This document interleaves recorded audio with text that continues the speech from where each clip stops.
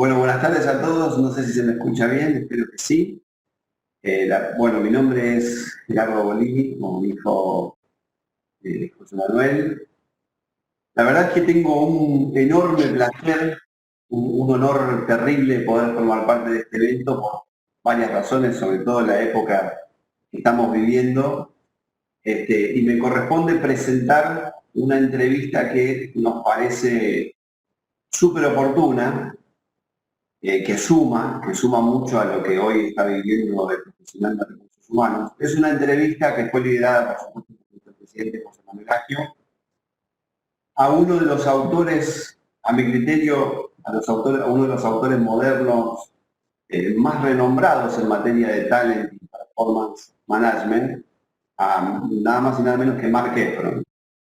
Mark es presidente de Talent Strategy Group, es autor de dos bestsellers tales como Eight Steps to High Performance o One Page Talent Management. Dos libros que son súper interesantes, súper recomendables. Y asimismo, hace poco nos hizo llegar un artículo muy interesante sobre el plan del profesional o del Chief Human Resources Officer, el número uno de recursos humanos para la recuperación del talento, justamente en el entorno que estamos viviendo hoy. Y de ahí, de este artículo, vamos a ver algunas cosas interesantes que José Manuel pudo preguntarle en la entrevista. ¿Sí?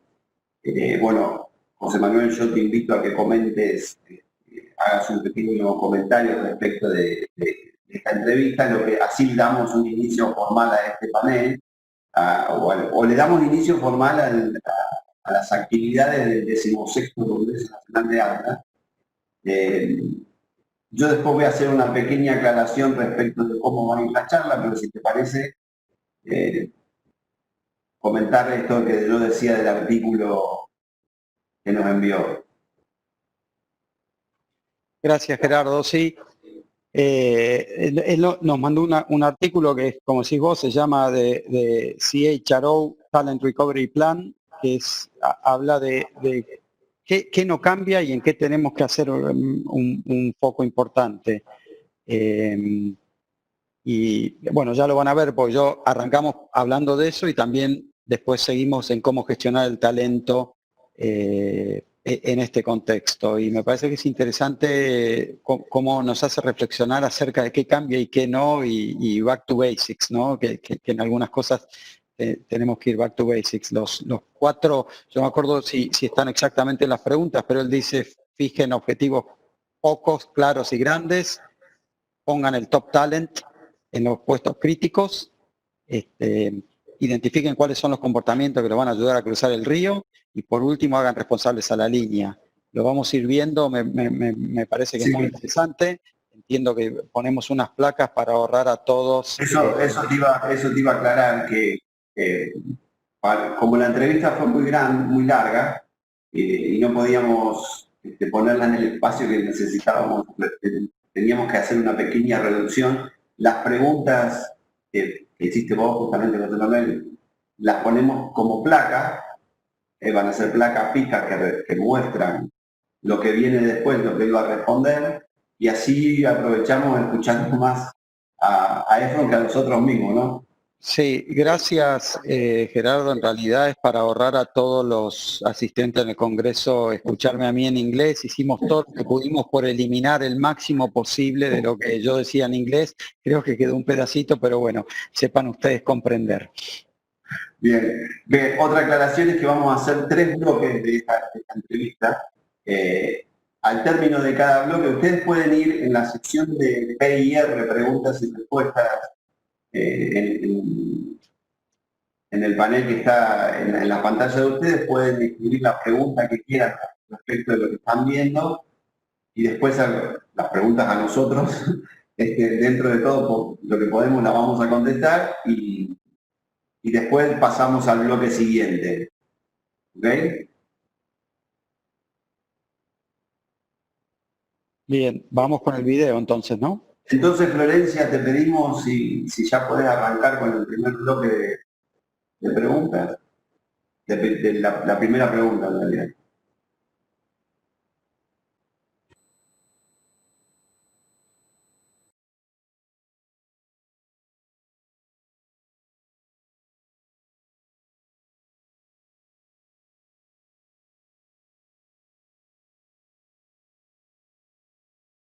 First of all, thank you for the question, and thank you for allowing me to be part of the Congress. I wish I could be there in person. I've been to Argentina a few times back when I was working with Avon products, and always really enjoyed it. So hopefully next year I'll get a chance to join you in person, and really enjoy this topic, because I think it's when you have the types of challenges that a country has right now that it's important to go back to what do we know actually works. Because it's very easy to panic, to grasp for solutions. And I always like to say, what do we know is proven to work? It's kind of like when people say, well, I'm fat and unhealthy. What do I do? Diet and exercise. We know that always works. So when we think about performance, what do we know always works? We know great goals always works. Am I clear about what I'm trying to achieve? Some inspiration. Do I care about achieving this? And some reasonable reward. Does it matter if I achieve this? Now, as basic as that seems, I don't care what situation we find ourselves in, it's always worth asking those few questions. And that's why I started that article off with, do you have a few clear goals? Because especially when there's so much mess going on around us, it's incredibly important to say, avoid distractions. What matters most right now? Even if right now is 10 days away, great. 30 days away, great. But what matters most right now?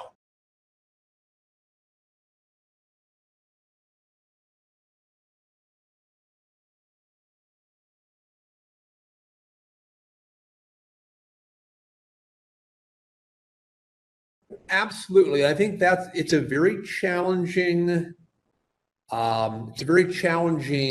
charge to give to an organization, to say, in the middle of all this mess, you need to think about the roles that matter most for staying alive first, and then for succeeding going forward. Are we clear about what roles matter most?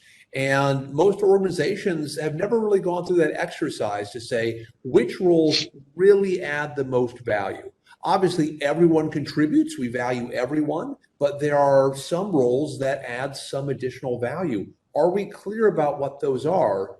Because one, if we aren't clear about what those are, then we can't understand, did we have the right talent in those roles? So to your question, I think the first problem, or the first question we need to answer is, are we very clear about the few roles that matter most for the rest of 2020 and then for 2021? Maybe they're different, maybe they're the same, but then the much more difficult question and conversation, do we have the absolute best talent in those roles?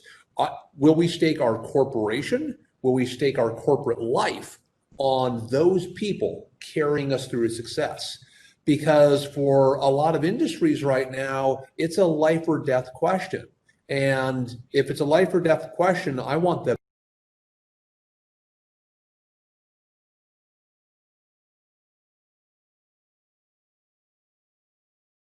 and it's a careful balance we have to strike. I wrote an article 2 years ago, I think, called "A Prize in Every Box." A prize in every box.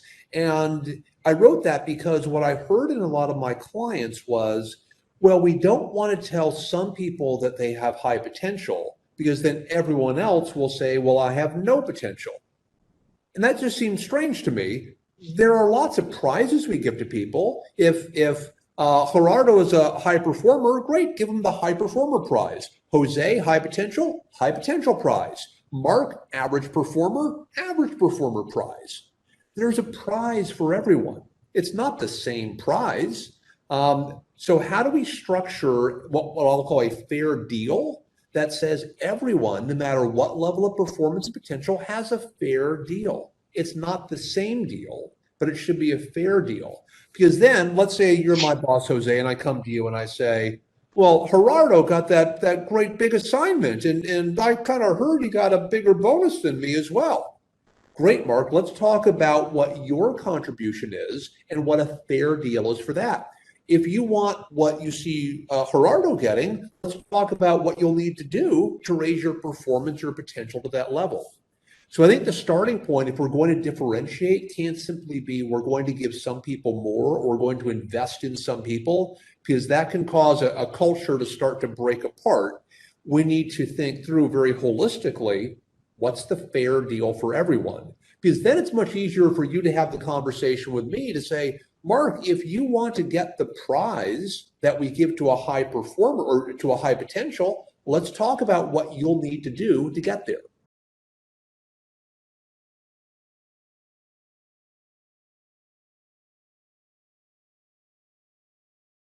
Absolutely. And this is, I teach a lot about individuals having fit for their company. And typically we think of fit as being, you fit for the next 3 to 5 years until the strategy changes.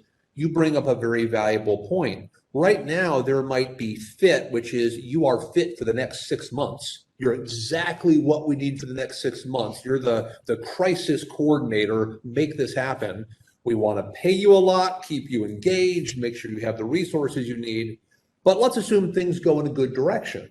And maybe March 2021, we don't need your capabilities. We still need to make it worth your time to stick from here to there.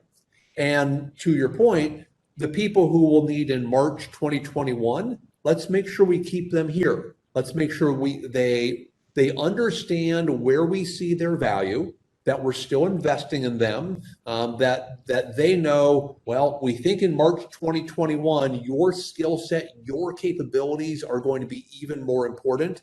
So they understand the purpose as well.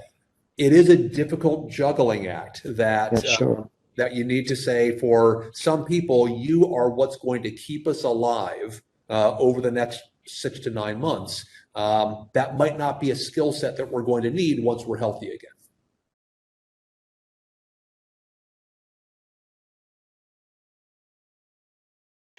And then, of course, it's versus our current models, because my HR, sometimes what we get is we get two things. When we want to change, they say, oh, you want to change it again? Or, hey, we've done this 5 years in a row like this and it works. Why do you want to change? So we might get some pushback on that. I agree that, hey, this 2 or 3, whatever, empowerment, collaboration, or better communication, or 3 behaviors.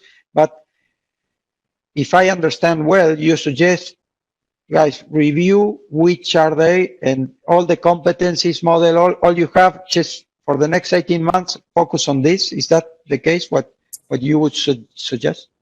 Well, let's start with what I think we would all agree on, which is that the behaviors we ask for should support the strategy that we're trying to achieve.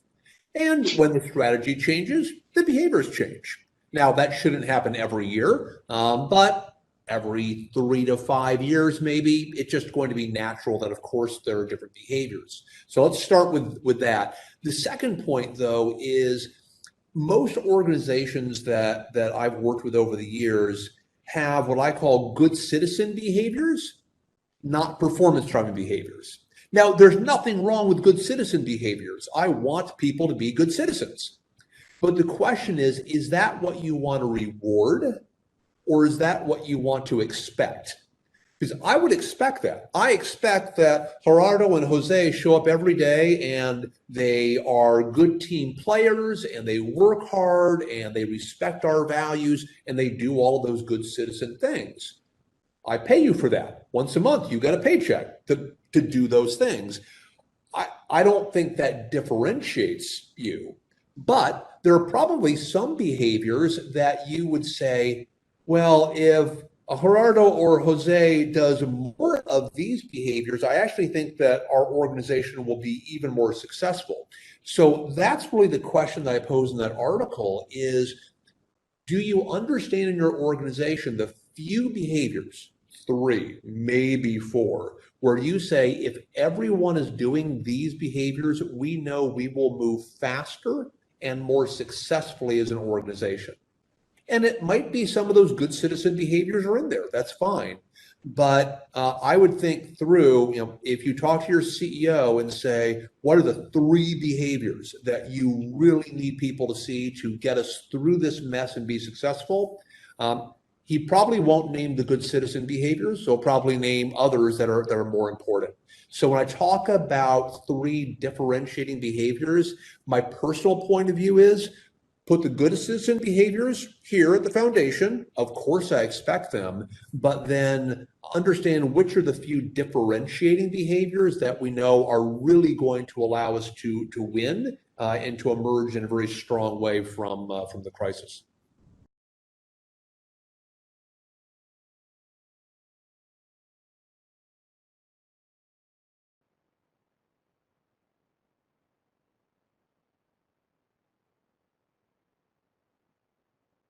Bueno, primera parte. Sí. Voy a hacer primero un comentario. Tenemos un pequeño reporte de algún participante que no ha podido escuchar el video. Y nosotros hemos hecho otras consultas a otros participantes y nos indican que sí. Si alguien tiene algún problema, por favor nos escribe por el área de preguntas y respuestas y vemos si lo podemos solucionar. Bien, dicho eso, José, hay una cosa que me quedó, bueno, primero, la simpleza de este hombre, ¿no? Sí, a mí me parece hablar muy simple. Sí, yo les recomiendo, está, digamos, el artículo está en la página web de Talent Strategy Group, es muy simple y muy potente. A mí lo que me impresiona, él dice, en gestión de talento, la nueva normalidad es la vieja normalidad. Fijar objetivos, inspirar, reconocer, hacer foco, muy simple, volvamos a lo básico. Me parece que es una de las cosas que más me impactó. También hay un tema de, viste, cuando él dice, bueno, hay un premio para cada uno, y el tema de tener conversaciones straightforward, ¿no? Derechas, que a veces nos cuesta. Sí. En IPF tenemos un dicho que dice, no, es café para todos. Bueno, café para todos no corre más. Tenemos que diferenciar y eso requiere el coraje de tener las conversaciones para gestionar a las personas, posiblemente hoy más que nunca, ¿no? Creo que vos me ibas a hacer un comentario de otra cosa. Una pregunta, bueno, recordamos a todos que el que quiere escribir una pregunta nos puede hacer la pregunta por acá, por el link de PIR. Pero una pregunta que a mí me surgía era el tema de los roles clave, ¿viste? Cuando él habla de tener a la gente clave, o la gente, el rol clave en el lugar clave. Y mi pregunta era un poco si vos pensabas que hay que hacer como una especie de revisión de lo que ya tenemos en este tiempo de pandemia, ¿no? Hay que rever los puestos claves. Sí, yo... Más que te diría, Gerardo, lo que pienso yo es lo que piensa Mark, que se lo pregunté. Le dije, bueno, los roles clave pueden, y él dijo, sí, revísenlos. O sea, no tenemos que quedarnos pegados porque posiblemente los roles críticos para llegar, o sea, en un incendio, el bombero, cuando más crítico es cuando hay un incendio. Él dice, bueno, el crisis manager seguramente hoy lo necesitas mucho, pero en marzo del 2021 no necesariamente. Y lo otro que dice en el artículo es, asegúrate que en esos roles, revisalos, y ahí tenés que tener talento del 90 percentil. Ahí habla de diferenciarse. Vos tenés que tener a los más talentosos posibles en esos roles críticos. Y un poco este tema de adaptarse. Lo otro que él también dice es revisen cuáles son los 3 comportamientos clave. No se aten a sus procesos, a su modelo de competencia. Bueno, para los próximos 18 meses posiblemente tengan que identificar 2 o 3 comportamientos clave y hagan foco. Él habla mucho digamos, de hacer un buen diagnóstico, de poner la mejor gente y de hacer foco. Y es bastante significativo su simpleza y su insistencia en eso. Sí, la verdad es que a mí una de las cosas que me impacta, bueno, ya desde movida su propia imagen transmite un nivel de simpleza, ¿no? Ya él, como está, como se presenta con nosotros, transmite un nivel de simpleza total y de bajar hacia un lugar de un lenguaje muy fácil de entender, y eso la verdad que me llamó mucho la atención.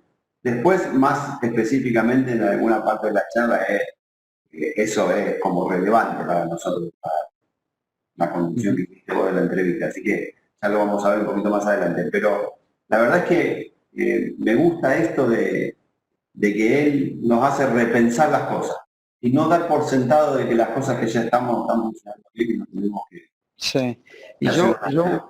yo vuelvo a eso de los tres comportamientos. Todos nosotros tenemos o la mayoría, nuestro modelo de competencia, de comportamientos, y él lo que dice es revísenlo. Hay unos comportamientos que son, él llama good citizenship. Dice, no, bueno, trabajo en equipo, para eso te pago para que vengas. ¿Cuáles son los que te van a mantener la cabeza fuera del agua y te van a ayudar a cruzar del río? Y esos, reconocelos y recompensalos. Y eso requiere, obviamente, de un trabajo fuerte de recursos humanos y de los líderes. Y de los líderes. Dice, top talent, en los puestos críticos, y él dice, preguntarle al CEO cuáles son, andá a preguntarle al comité ejecutivo cuáles son los tres comportamientos que vos considerás críticos, que puede ser innovación, puede ser flexibilidad, puede ser empowerment. Bueno, me parece que insisto, recomiendo el artículo. Obviamente es mucho más divertido escucharlo de boca de él, que es lo que hemos intentado hacer. Sí, no sé si lo dijiste, pero hay una pregunta que hace referencia a si la nueva normalidad o la vieja normalidad aplica por igual a remoto y presencial. Sí, él en realidad sí, él lo que dice es que la vieja normalidad y la nueva normalidad son iguales en términos de gestión de talento. Lo que no quiere decir que sea en toda la gestión de recursos humanos, pero él dice gestión de talento, siempre insiste, fijar objetivos, poner a los más talentosos en los roles críticos, buen feedback, buen coaching, y ahí yo creo que ni hablamos de eso porque para él es obvio. Cuando él nos estaba hablando, cuando hicimos la entrevista, todo el mundo estaba remoto. Y él dice, sí, es lo mismo. Para high performance management, lo que servía antes sirve ahora, solo que hay que hacerlo mejor y acelerar. Y es un desafío para las áreas de recursos humanos transmitir esto al liderazgo. Bien. Y otra cosa más que pregunta Juliana. Juliana dice, no me queda claro si Mark apoya que le comuniquemos a la persona que tiene un rol clave, que tiene ese rol clave. Sí, para él hay que tener conversaciones claras, de hecho, provocar esas conversaciones. Fue bastante explícito en eso, me parece, no sé si en esta parte o en otro momento de la entrevista. Él es bastante explícito, él dice, tenemos que ser claros con la gente cuando habla, hay un premio para cada caja, y decirle a la gente, si vos sos alto potencial, o vos sos un key player, o vos sos un average, sí, él absolutamente lo recomienda. Él insta a que se produzcan las conversaciones, no desde recursos humanos, sino a través de los líderes. Bien, hay mucha gente que pregunta por el link del artículo, si me despertó la curiosidad. Después, en todo caso, vamos a ver si podemos poner el link, pero está en la página web de Talent Strategy Group, que es su consultora, ¿no? Sí. En la sección de artículos está. Si googlean Talent Strategy Group, va a aparecer, y en artículos está que yo insisto, me parece que lo escribí hace 3 meses y yo lo repartí en mi equipo acá en la compañía porque me parece una simpleza y de una potencia notable, para no enroscarnos. Ahora, en otra, me parece que en otra parte de la entrevista hablamos un poquito de Exactamente. no enroscarnos, sí. Florencia, si querés ver la segunda parte, tenemos muchas preguntas, después vamos a ver al final cómo hacemos, porque ya hay más de 30 preguntas.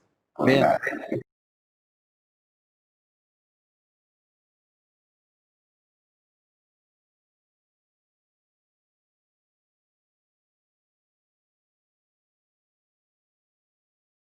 Yes, longer answer. Let's assume that each of us have three really big challenging goals. So we talked earlier, we have our three big challenging goals that are going to help us help to get us through the next 18 months.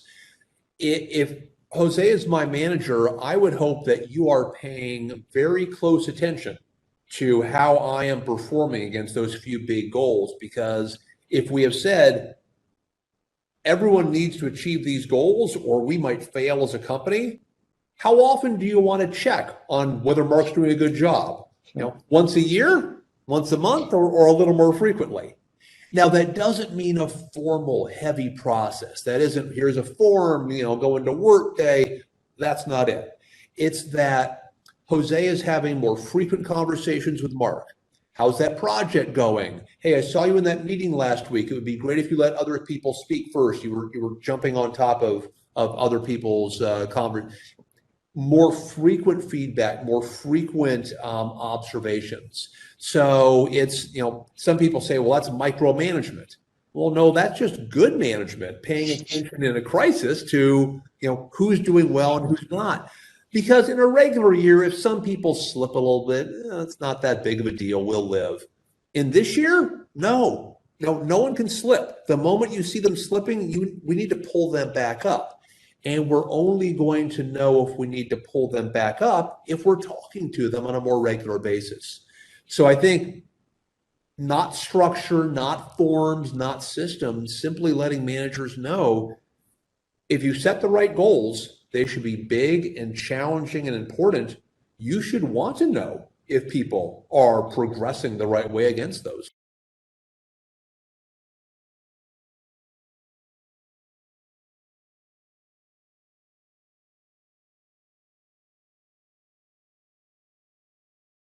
Business school many years ago, and I was assigned to do some research on some topic in an organizational behavior class. And I hadn't ever done that before, and so I asked my professor, well, where can I find more information about this? And she said, well, there are lots of academic journals in the library. And I was like, well, what's an academic journal? She said, well, people write these articles and they're scientific. So I went and read some of these, and my eyes opened wide, and I said, these articles tell all of the facts about exactly what we know is proven to work. Why aren't people simply reading these articles and doing exactly what they say? And that's how naive I was, and I'm still kind of naive, because I still say, we know how to do all this stuff in HR. 91% of HR, the answers are out there. I mean, the real answer is kind of good, hard science about do this, you'll get this. You know, things like goal setting. We just know it works. And the challenge is sometimes either we in HR just aren't interested in the science. You know, we like fads, or something sounds kind of cool, let's do that instead. But the other challenge is that science is locked up in very boring articles. I'm sure some of your attendees at the Congress will be IO psychologists. They would have read these. I describe it, it's like chewing cardboard when you read these things. It's not entertaining at all. But that's where the gold is. And so part of the challenge is all of this great information is locked up in these really dry, not interesting papers. And so we need to somehow bridge that gap and make that science more obvious and more accessible. And that's a lot of what I've tried to do in my career in writing and translating. You know, this is true, do it like this. So on the science side, I think part of the problem is that we aren't always interested in the science. Sometimes we just have a personal preference, or we did it this way at my last company, let's do it this way here. I think sometimes it's that science isn't easy to consume. Now, on the simplicity side, I think that's a larger challenge. That's completely within our control as HR practitioners. If something is complex, it's complex because we made it complex. And I find there are a couple of challenges there. One is oftentimes we're like engineers. We're really proud of the process. So, I mean, if you walk into your Apple store, and you say, I'd like to buy an iPhone. They don't take the iPhone, pop it open, show you the guts and say, isn't that cool? You don't care. You simply want to be able to turn the thing on and punch some buttons. And I think sometimes we're like the engineers. It's like, look at the wiring. Isn't the wiring beautiful? It's like, I don't care. I just want to use it. And so I think we need to have that mindset of you're designing the guts, but all people care about is the home screen. So how do you make it that easy for people to use? I think sometimes also we like to show off. It's like, aren't I smart? I can design a competency model with 10 competencies and 5 layers, 3 descriptions per layer. And doesn't that look cool on the page? And it's very elegant and beautiful. I think sometimes we just fall in love with that. And I certainly did early in my career. And until someone kind of hits you on the side of the head and says, no, don't do it that way. That's how you were taught in school, or that's what you saw from a consulting firm. So that's your model. You don't think with a business mindset of, what am I here to do? I'm here to help the business win. What do they need? Do they need to know the guts of the iPhone? No, they simply want to use it. Do they need a 50-page competency model? No, they just want to be told, what do I need to do to succeed around here? So it's a very long answer, my apologies, but on the science side, let's translate it. On the simplicity side, we own that. Stop showing off. The business will love you if you give them simple, easy to use solutions. Yeah, thanks. I mean, I couldn't agree more. And sometimes you can even hear a sigh of relief when you address the business with something simple. They say, "Oh God, great! This is great." And when it's, yeah, you're right. And I guess it's true. We like to show off a bit. Also, there's a saying in consulting, you have to meet the client where they are. So if the client doesn't believe in what you're doing, it's our job in HR to prove our value to the client. None of what we do in HR has some independent right to exist. I was having we're having a performance management conversation just before this call with a client. And that was the conversation. Performance management is a tool to solve a problem. If you have a problem to solve with it, great. If not, it doesn't have some right to exist. And I think we need to do a better job listening to our line leaders, listening to our clients to say, where do you find value? Do you find value in higher performance? Yeah. Okay, great. I can help you get to higher performance. Here are a few things I'll do. But think of it from, am I solving a problem for a client, or am I rolling out stuff because I think that's my job? Talent reviews are good. We should have talent reviews. No, talent reviews solve a problem. What's the problem you're trying to solve? Are talent reviews the best way? Maybe there's another way.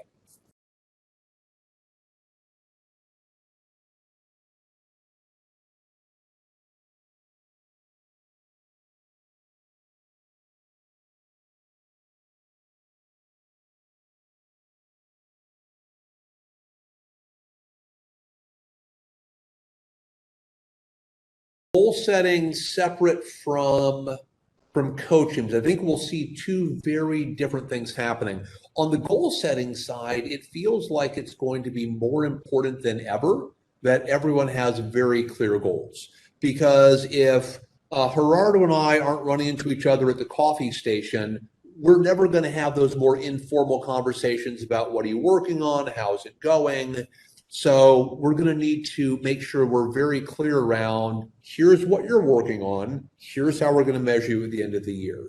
So I think goal setting becomes even more important. It should have always been important, but even more important because I'm not going to be able to have as many frequent, more casual interactions to be able to ensure that you know what you're doing during the year. So I think goal setting, very important.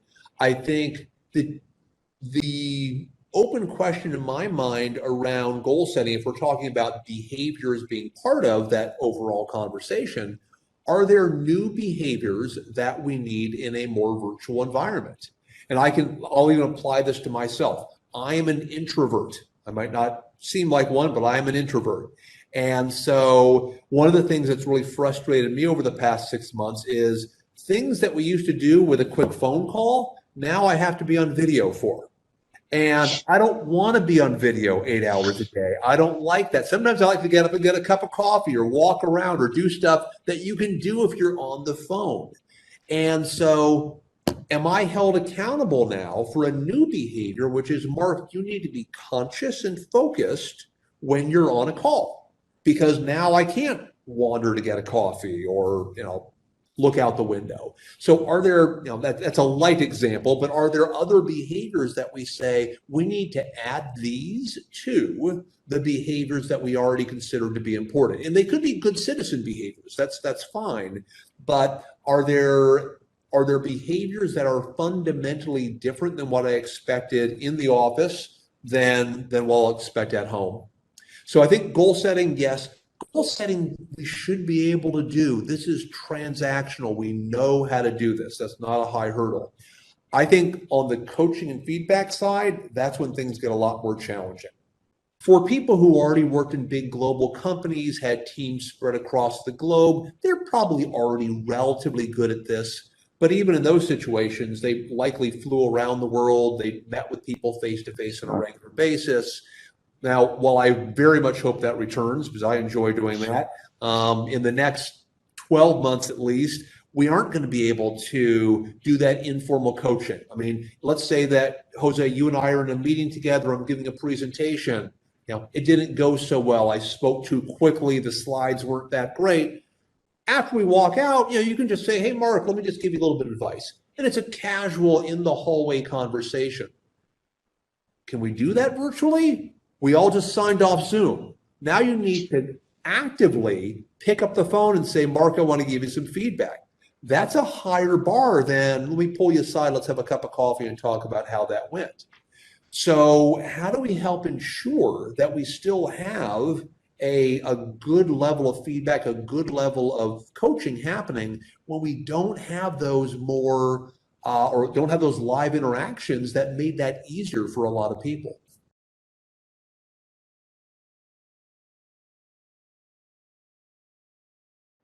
Bien, mientras esperamos que alguien haga alguna pregunta. Desempeño, feedback, coaching, en menos de 13 minutos tiene una batería impresionante de temas. Sí, este bloque para mí, tres preguntas. La primera tenía que ver con la parte final del artículo, acerca de hacer cargo a la línea, ¿no? Y él cuando habla del micromanagement, dice que no es micromanagement, es good management. Es estar seguro que fijas bien los objetivos y que los líderes tengan la disciplina de hacer el follow-up y tener conversaciones más seguidas. La pregunta era, el ciclo de performance hay que acortarlo, y dice, obvio, porque las empresas están luchando por sobrevivir, el mal desempeño, entre comillas, evitable, no nos puede suceder. Entonces vos tenés que hacer un seguimiento mucho más cercano, y no es micromanagement, es en este contexto good management. Lo segundo que es interesante, yo lo saqué del logo y se lo pregunté porque dice ciencia y simpleza, y me parece, esto medio es un tema mío, que creo que no somos lo suficientemente buenos, y él dice, hay que estudiar. Él dice, es como masticar cartón, o lo mismo, masticar carbón tampoco creo que sea muy lindo, pero dice, tienen que estudiar, está escrito, hay mucho que ya está escrito, estudien y después háganlo simple, no lo hagan demasiado complejo. La pregunta que él se hace es, bueno, ¿para qué estoy acá? Para que el negocio le vaya bien. no hay nada de las herramientas que diseñamos que tiene un derecho independiente a existir, sino que tiene que estar por un propósito para solucionar un problema. Pero ciertamente creo que esa parte nos interpela como función. Ciencia y simpleza. Y por último, cuando le preguntamos del teletrabajo, que había, que me parece, algunas preguntas, que él dice, mira, fijar objetivos, esto sabemos cómo hacerlo, me parece que ahí es un poco optimista, no sé si todos lo hacemos tan bien o en todas las compañías, me dicen, no cambia demasiado. En tema de coaching y feedback, seguramente tenemos que desarrollar otro tipo de comportamientos y va a ser mucho más importante hacer foco. Así que me parece que, como decís vos, en 12 o 13 minutos nos tiró por la cabeza un montón de Sí, conceptos fuertes. de hecho me gusta mucho el concepto que dice que se pierde las charlas informales, el feedback informal, el coaching informal, ese del café, ¿no? Él dice, ahora termina una reunión Zoom y ¿qué hago? Levanto el teléfono, tengo que tener una conducta activa levantando el teléfono y ya queda plasmado que es un coaching o que es un feedback hacia alguien que participaba de la reunión. Y no es esa charla informal que a lo mejor podíamos tener cuando terminaba, che, que te hago un comentario, déjame que te haga un comentario. Y no tenía esa sensación de que me recibe de que me estás diciendo algo respecto de la conducta laboral o de la conducta alemana, que sea de la reunión que nos toca a nosotros, ¿no? Y eso me pareció muy interesante, porque aparte, fíjate, hay un comentario de Juan Schaer, voy a ver si lo encuentro. Un expresidente de ADRA, Juan, y un amigo. Dice Juan, exacto, dice Juan, ¿es central entonces en esta realidad virtual la capacidad de liderazgo para manejar esta situación de trabajo a distancia? Sí, 100%, y es de lo que habla Mark, ¿no? Él dice, él siempre dice, el liderazgo es central. En este contexto, además, tenemos que desarrollar, él pone el ejemplo de, viste, salimos del Zoom y bueno, yo tengo que tener la disciplina de llamarte por teléfono, darte feedback, liderarte y además hacerlo de una manera en la cual no estoy acostumbrada, y me parece que son capacidades o habilidades que todos estamos nosotros mismos, los que tenemos la responsabilidad de liderar, intentando desarrollar y tratando de ayudar a los líderes a que también las desarrollen, ¿no? La proximidad con el equipo y el follow-up de manera virtual, me parece que es algo que, como también dice Mark, las multinacionales están un poquito más desarrollado, pero nos cayó como un piano en la cabeza y se ha convertido en algo absolutamente medular. El liderazgo siempre es central. Ahora yo el otro día leía de un colega que tengo en Bimbo que decía, nos enseñaron a pensar fuera de la caja y vino la pandemia y nos robó la caja directamente. Bueno, claro, es así. Regla de juego nuevas. El liderazgo siempre es un elemento central.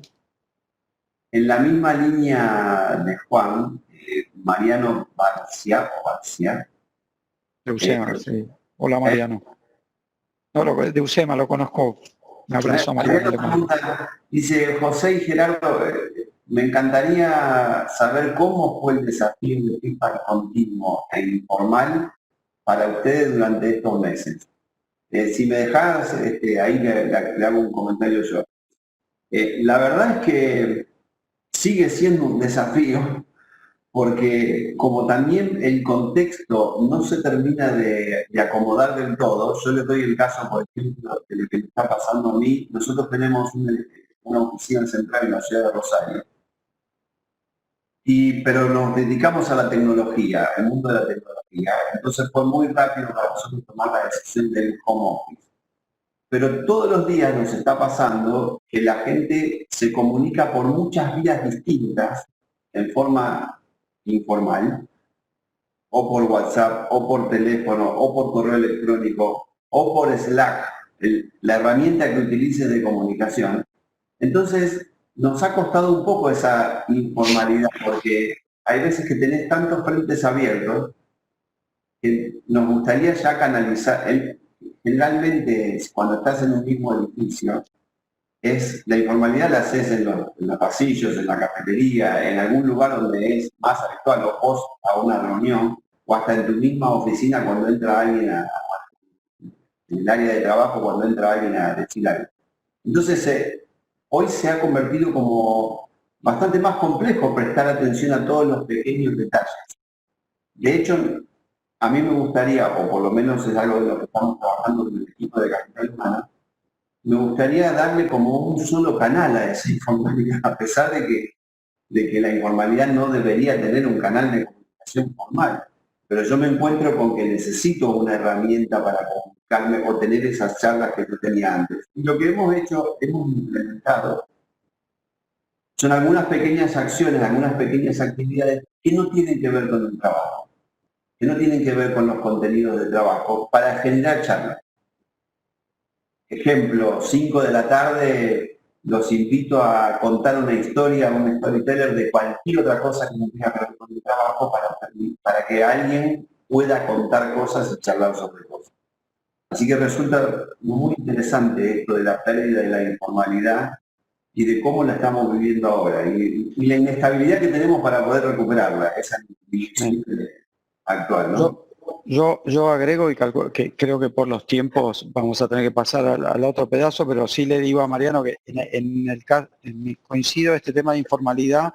En mi caso, cuando hablaba de disciplina, lo que hicimos es, nosotros tenemos con mis reportes, lo que llamamos el Comité de Recursos Humanos, una reunión semanal, y ahora además de tener esa reunión semanal los viernes, lunes y miércoles, tenemos un checkpoint de media hora para ver novedades. Y además, en mi caso, con cada uno de mis reportes, tengo un checkpoint de media hora todas las semanas. Y por último, con todo el equipo de recursos humanos de IPF, que es muy grande, hay un lugar, algo que se llama contacto RH, que se conectan todos a un Teams y conversan, y una vez por mes yo hablo un poquito de la compañía y me hacen preguntas y tenemos un intercambio, pero cuando recién empezó la pandemia lo hacíamos todas las semanas. Entonces es lo informal que decía Gerardo y después agendar intervenciones formales y seguirlas con disciplina para estar seguro que estamos haciendo este follow-up. Yo sugiero que pasemos, me imagino que hay preguntas, pero por honor al tiempo tenemos que pasar a... Sí, le pedimos a Florencia que ya estamos en el tiempo.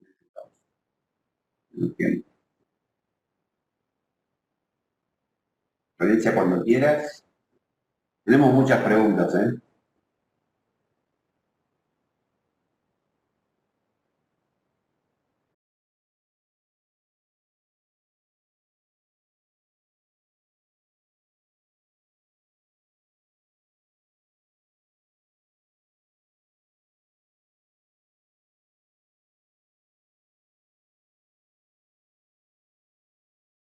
Ask the question, given that we're in a new environment, do we need to change how we're structured?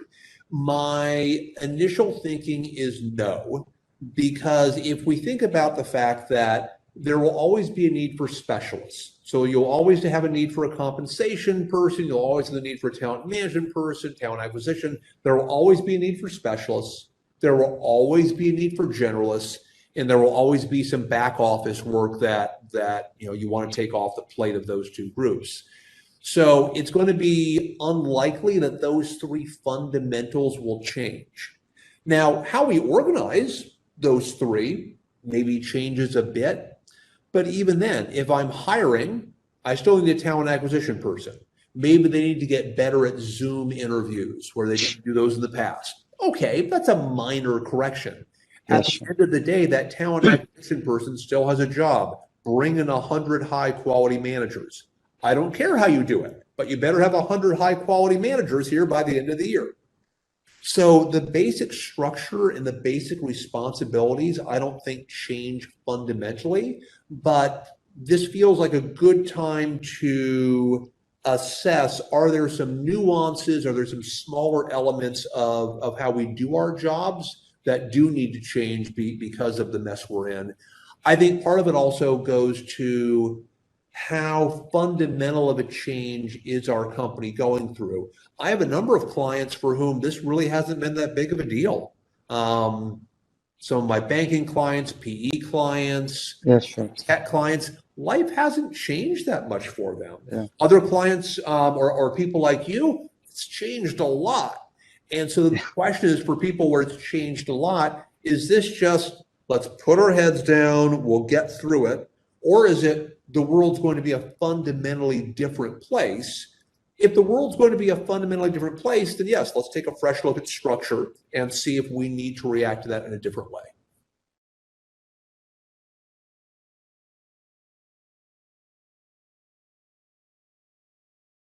I use those words very intentionally. I didn't say stretch it, adapt yourself.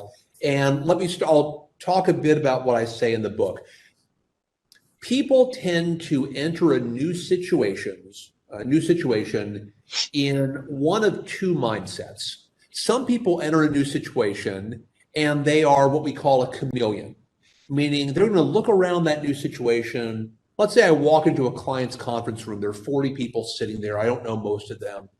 I'm looking around just to understand, okay, who are these people? What do I think they need from me today for this to be a successful meeting? What might I need to change or adapt? What do I turn up? What do I turn down? I'm becoming a chameleon. I'm adapting to that room. So one way that people walk into a new situation, they're a chameleon. The other way people walk in is they're a bull. A bull goes, hey, I'm here. I'm the bull. I don't care about all of you. I'm the bull. Look at me. Science is very clear. Chameleons win. People who are always trying to figure out how do I maximize my success in this situation are going to adapt a lot better. It's almost a sales role in many ways, thinking about, if you're trying to sell somebody a pair of shoes, it's not about the shoes that you want to sell them. It's about the shoes they want to buy. How are you going to understand that? How are you going to adapt to their personality, to their needs? And here's the challenge on the authenticity piece is if we say, I am special and unique and authentic, and that's all I'm going to do. Well, that suggests you're not willing to be that chameleon who's going to really adapt and stretch. And an example of where all of us are going to experience that need is how we grow as a leader. Because most of us are going to move through two very distinct phases as we grow as a leader. One is called emerging as a leader. And when you emerge as a leader, you tend to be a little bit younger, you're more junior, and to really get recognized, oftentimes you need to call attention to yourself. You need to talk about your own work. You need to build really big relationships. People need to notice you because if they don't notice you, you'll never emerge as a leader. Now, some people feel very comfortable with those behaviors. It's just very natural. They're more extroverted. Other people don't like that behavior at all. They say things like, well, good work should speak for itself. And I'm not the type of person who plays politics. Well, the science is clear. You're not going to emerge as a leader very quickly if that's your view. So you might need to fake being that extroverted, call attention to myself leader for some period of time. Because if you want to be a high performer, now if you say, I don't care, then that's fine. But if you want to be a high performer, you might need to say, I'm going to hold my nose and just do this because I know it will help me get to a better place. Now, the flip side might be, let's say that you are naturally great at calling attention to yourself. You're naturally great at emerging as a leader. You get promoted up a few levels. Now it's about your team. It's about your group. It's about pulling good performance and behaviors from them. If you're still the guy who likes to wave their hand around and call attention to yourself, you're not going to be very effective. You need to sit in your hands, cover your mouth, and let other people succeed. You might need to fake being an effective leader. So there are some things that we need to recognize that the capabilities that allow us to be successful today are very likely not going to be everything that we need going forward. So if I say as a 24-year-old, Jose, I'm authentic, I'll never change. Great. You're probably in your final job then. You're going to be selling shoes forever. You're never going to own the shoe company because owning the shoe company means fundamentally different behaviors than selling shoes. Along the way. And on the other, one more story, maybe a short story, sure. An example on that. Sure. So I'll talk about a personal story. I do a lot of speaking around the world and oftentimes large audiences. And I've never thought of myself as a natural speaker. I get nervous sometimes, but I have a mentor who I've known for 20 years, Marshall Goldsmith. And Marshall is a great author. And on stage, he is the most warm, entertaining, engaging, wonderful person you would ever want to see. And so when I'm about to go onto the stage for a big speech and I'm feeling a little bit nervous or unsure, I don't think, what would Marshall Goldsmith do? I think, be Marshall Goldsmith. And I walk out on that stage and it's, good morning, everybody. How are you today? Great to see you all. That's not me. That's Marshall Goldsmith.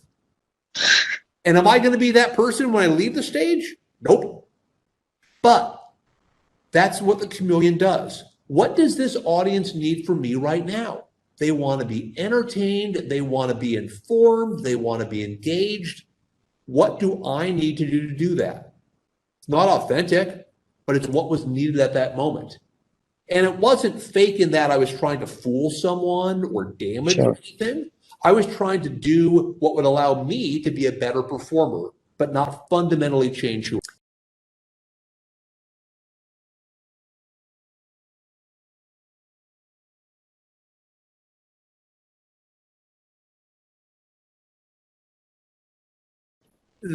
I love the question. And I think the heart of it for people who want to be high performers is avoiding distraction is about focusing first on what we know is proven to be true. And I describe in 8 steps to high performance, setting big goals, behaving to perform, connecting with others, developing through experience. So I list the scientifically proven things that will help you to perform. And the challenge is when we get distracted from what we know works. Hey, here's a new book. I watched a TED Talk. Hey, there's a consultant. It's very easy to get distracted because something sounds new or cool or sexy to say, well, I'm not going to do that. And it's going back to our diet and exercise conversation of earlier. It's the fad diet. Oh, they said that if you drink orange juice 24 hours a day, you lose weight. I'll do that. That's a lot easier than going to the gym. Well, maybe, but probably not. And the challenge is it's difficult to maintain that discipline. It's boring to maintain that discipline, but it works. Do you have 3 big goals? Do you know which behaviors matter most? Are you connecting with the right people? Are you faking the behaviors that will make you more successful? These are all things that we know are proven to be true. And as soon as we say, well, Jose, isn't there an easier way? No, there's not an easier way. If there was an easier way, we would have all done that already. So the challenge on avoiding distractions is I'm lazy, other people are lazy. We want a shorter, easier path. There's normally not a shorter, easier path. So avoiding distraction says focus on what works. It actually is going to be the shortest path to success.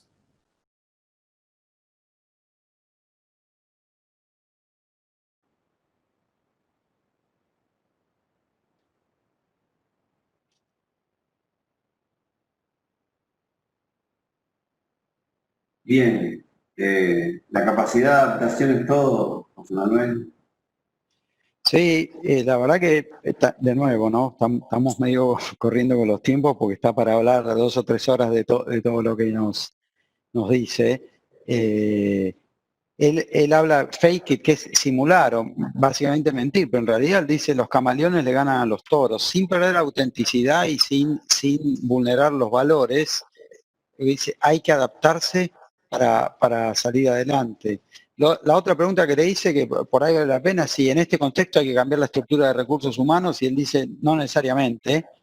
Es muy interesante que él tiene otro artículo que dice, es el cemento y no los ladrillos. El modelo que viene de Ulrich todavía funciona, el secreto es cómo se articula, cómo se pega. Y al final, él también nos dice algo, foco. Y dice, mirá, no hay un atajo. No hay un camino más corto. Si hubiera un camino más corto, todos lo estaríamos tomando. Pero el tema de adaptarse y cambiar es un mensaje también poderoso. La gente puede cambiar, las personas pueden cambiar, los líderes pueden cambiar, y parte de nuestra función es hacer entender eso y ayudarlos a desarrollar para que se adapten mejor a las situaciones, ¿no? Bueno, tenemos muchas preguntas, pero nos queda todavía un pedacito, un poquito de tiempo para pasarlo. Vamos con el video, vamos con el video. Vamos con el último pedazo y después vemos si podemos abrir un poco de foco. Florencia.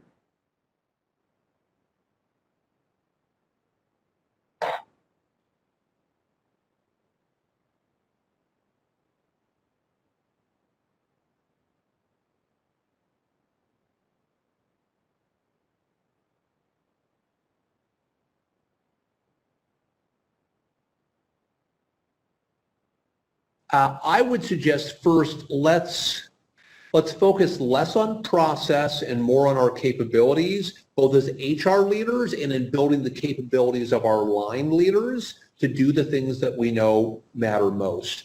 I started the Talent Management Institute at the University of North Carolina about 10 years ago to teach people how to be better at talent management, because the challenge for most of us who are in HR, we were never taught. We were thrown into a room and given a deck and told, run a talent review. And we did our best. But what we never were taught, well, here's how to be influential. Here's how to run a talent review where you add value. You're not the person writing the notes. So I think the first step is, are we as brilliant at managing talent as we need to be? For people who want to read an article, there's an article on our site called the 4+2 model, and it describes this is what a great talent leader does. The better we are at knowing the business, knowing our talent, influencing our leaders, being a courageous advocate, those are the things that will make us successful and be able to advance our agenda. Pushing more process at leaders isn't going to do that. So we need to be even better, but we also need to help our leaders be even better. Most leaders are not good at setting goals. Most leaders are not good at coaching and giving feedback. How do we make a simple process and hold them accountable for doing it? That to me are the two bookends. If Jose is my boss, then you need to make this process of goal setting really easy, so I have no excuse not to do it. But you also need to say, Mark, good things will happen to you if you do this, and not very good things will happen to you if you don't do this. And as long as it's a simple process and clear accountability, most managers will do what they need to do.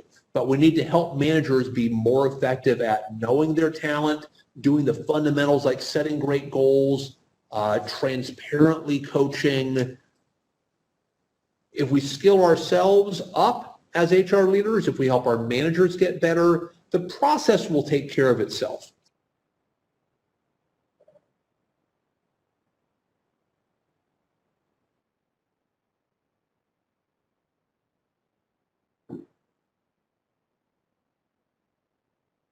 Bien, José Manuel, último mensaje. ¿Y los de arriba? No, la verdad, este pedacito para mí es tremendo. Él dice, no se enfoquen tanto en el proceso, tendemos, me parece a mí, a enamorarnos del proceso, enfóquense más en las capacidades y en los comportamientos. Y conozcan el negocio y conozcan el talento de su compañía versus estar empujando el proceso, ¿no? Ser nosotros mejores y ayudar a los líderes. En definitiva, también habla mucho a hacerlo simple y hacer a los líderes responsables. Recursos humanos a través de la línea hace no sé, 25 años, pero en definitiva nosotros estamos para facilitar la tarea de los líderes y tenemos que influir. Y él al final dice, process will take care of itself. El proceso se va a acomodar si ustedes hacen las cosas bien, si diseñan un proceso simple y si están ahí para los líderes. A mí me parece que este pedacito es muy potente. Todo el tiempo habla de simplicidad, de hacer foco y de empoderar a los líderes en la gestión de las personas. Son 5, la organización del Congreso, la organización del Congreso me dio 5 minutos más para ver si querés elegir, Gera, alguna pregunta. Tenemos hasta ahora 4 minutos, porque tenemos hasta 20, tenemos que cerrar. Obviamente los invitamos a las comisiones de de ADRA o intercambiar con nosotros, estamos en LinkedIn, estamos los que quieran intercambiar con gusto, y en la asociación. No sé si hay alguna pregunta que quieras hacer o que quieras hacer vos. Más que una pregunta, algunos de los comentarios como para reafirmar, ¿no? Si tenemos que tener esta capacidad de adaptación como una de los drivers más importantes de la gestión de recursos humanos, ¿no? Sí, a ver, sí, yo creo que sí. Marc habla mucho de esa capacidad de adaptación de los líderes. Me parece que en recursos humanos también los cambios se aceleran, lo que yo decía, el día soleado y ahora todos adentro y conectados, los cambios se están acelerando, son cada vez más rápidos y tenemos que tener esa capacidad de adaptación. ¿Viste? Cuando lo mismo él dice el vendedor de zapatos, cuando viene una persona y dice, yo soy así. Bueno, sos así, pero el mundo cambia sin traicionar tus valores. Te tenés que adaptar. Y la ciencia es clara, los camaleones ganan, los que tienen la capacidad de adaptarse al contexto. Y creo que como función de recursos humanos tenemos digamos, una responsabilidad de ayudar a los líderes en ese camino, en ayudar a los líderes a adaptarse y a liderar, a tener un liderazgo mucho más adaptativo de sus equipos y de las personas que tienen que liderar. Me parece que es el camino y ciertamente en este contexto eso se ha visto, digamos, la necesidad se ha visto exacerbada. Tal cual. Adaptación, simpleza, ciencia, términos que realmente a veces que nosotros, las personas, los profesionales de recursos humanos, nos olvidamos un poquito de algunas cosas, ¿no? De buscar datos, de qué nos dice la ciencia, cómo se estudió, cuál es el punto de partida que tengo que tener y no tanto copiar y replicar modelos, sino como en algún momento él dice, ¿tenés un problema de desempeño? No, entonces ¿por qué vas a implementar una gestión, una performance review específica, etcétera, etcétera? En simplificar las cosas y adaptarlas. Sí, ahí que ya estamos casi, Analía dice, ¿cómo sostenemos estos alertas y buenos liderazgos en épocas de bonanzas? Porque en crisis siempre queremos cambiar. A mí me parece que es un buen punto. Bueno, esa es la responsabilidad en realidad de los líderes, ¿viste? Que es lo mismo con el cambio. Las compañías que más exitosas son las que cambian antes que el cambio se haga evidente, y yo creo que acá es lo mismo. Obviamente, ADRA, la Asociación de Recursos Humanos de Argentina, y en Argentina estamos acostumbrados a los cambios y a las épocas de bonanzas y no tan buenas. Me parece que tenemos un desafío nosotros y los líderes de siempre tener no solo la austeridad, sino la buena capacidad de liderar a los equipos. Y yo siempre insisto, ¿no? Mi modelo de simpleza es proximidad, sentido común y coraje para tomar decisiones. Me parece que el camino es por ahí. Pero bueno, creo que... Un solo mensaje final, si me permitís, José. Un día como hoy, el Día del Estudiante y el Día de la Sanidad, y en el contexto que nos ocupa, a los profesionales de recursos humanos, mandarle un saludo a todos aquellos que están conectados con la sanidad. Y por supuesto, seguir estudiando nosotros como profesionales de recursos humanos, y seguir siendo estudiantes de todas estas cosas, de pensadores como este, ¿no? Que bueno, vos sabés que uno de los autores que más me gusta, y la verdad es que nos enseñan un montón con mensajes muy simples. Sí, bueno, con esto nos despedimos. Ahora viene una pausa activa a cargo de Visma, que espero que la disfruten y nos relajemos un poco, y después tenemos el panel de salud, que también es muy interesante. Gracias a todos. Estamos, me parece, Gerardo y yo un poquito más tranquilos porque estábamos nerviosos a ver cómo salía. Marc lo hizo muy bien, pero estaba grabado, así cualquiera. Así que bueno, ahora los dejamos con la pausa activa. Gracias, Visma, por acompañarnos. Un abrazo fuerte y ojalá nos veamos pronto.